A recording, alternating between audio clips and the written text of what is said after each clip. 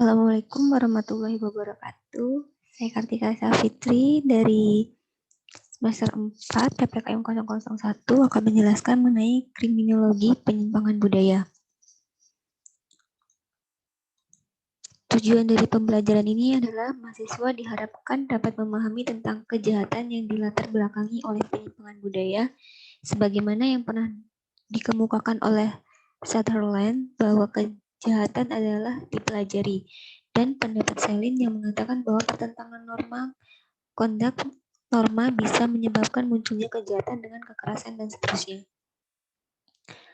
Di kriminologi penyimpangan budaya ini ada 3 submateri. Yang pertama, teori differential association, subcultural theories, dan cultural conflict theory.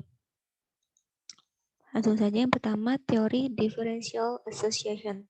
Seorang kriminolog Amerika yang sengaja mendalami faktor-faktor sosial itu adalah Edwin H. Sutherland untuk pertama kali pada tahun 1934 di dalam bukunya Principle of Criminology atau Asas-asas Kriminologi. Hal itu didasari dari temuan teorinya, teori differential association atau asosiasi yang berbeda-beda, dan teori crime and social process atau kejahatan dan proses sosial.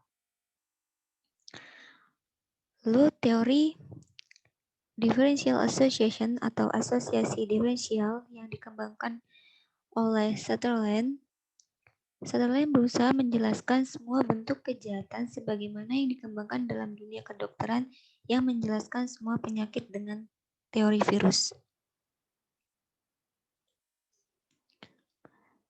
Sutherland juga mengemukakan 9 rumus terkait kejahatan. Yang pertama, tingkah laku kriminal dipelajari. Yang kedua, tingkah laku kriminal dipelajari dalam hubungan interaksi dengan orang lain melalui suatu proses komunikasi. Yang ketiga, bagian penting dari mempelajari tingkah laku kriminal terjadi dalam kelompok yang intim.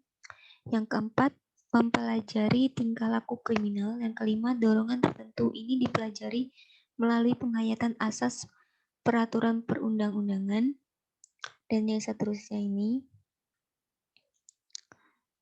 Lalu teori lain yang tidak kalah penting yang pernah dikemukakan oleh Sutherland dalam menerangkan tentang pelaku kejahatan adalah istilah kejahatan kerah putih atau white collar crime.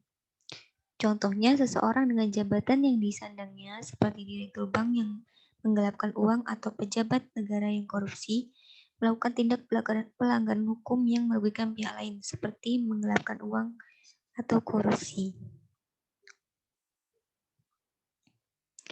Karakteristik white collar crime, melanggar hukum yang dilakukan merupakan bagian atau terkait erat dengan jabatan resmi, melibatkan pelanggaran dan mengabaikan kepercayaan yang diberikan, tidak ada paksaan fisik secara langsung meskipun dapat mendatangkan kerugian secara fisik, tujuannya adalah uang, prestis, dan kekuatan. Secara khusus terdapat pihak-pihak yang sengaja diuntungkan dengan kejahatan itu, ada usaha yang menyamarkan kejahatan atau menggunakan kekuasaan untuk mencegah diterapkannya ketentuan hukum.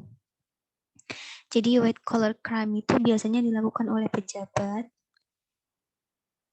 bukan tindakan kriminal tetapi lebih ke tindakan administrasi.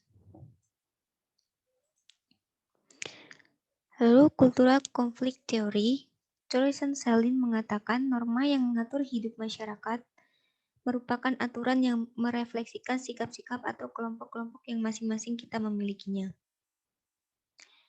Menurut Selin, konflik budaya terjadi disebabkan oleh bila anggota dari suatu kebudayaan berpindah ke wilayah kebudayaan lain, apabila norma-norma tersebut berbenturan pada wilayah kebudayaan yang saling berbatasan yang dapat saling mempengaruhi, apabila berkaitan dengan norma atau hukum dari suatu kebudayaan diperluas yurisdiksinya wilayah keberlakuannya ke wilayah lain. Yang terakhir, subcultural theories. Subbudaya adalah suatu subdivisi di dalam budaya dominan yang memiliki norma-norma keyakinan-keyakinan di nilai-nilainya sendiri. Teori subbudaya atau subculture muncul sebagai respon atau atas persoalan yang tidak dihadapi oleh anggota budaya dominan. Teori yang dikembangkan oleh Albert Cohen, Richard Cloward dan Lyot Olin merupakan kepanjangan dari teori strain, social disorganization, and teori differential association merupakan bagaimana delinquent subculture muncul pertama kali. Strain mengambil satu bentuk tertentu, social disorganization, dan bagaimana mereka melalui dari satu generasi ke generasi berikutnya. Itu tadi penjelasan mengenai kriminologi penyimpangan budaya. Kurang lebihnya saya mohon maaf.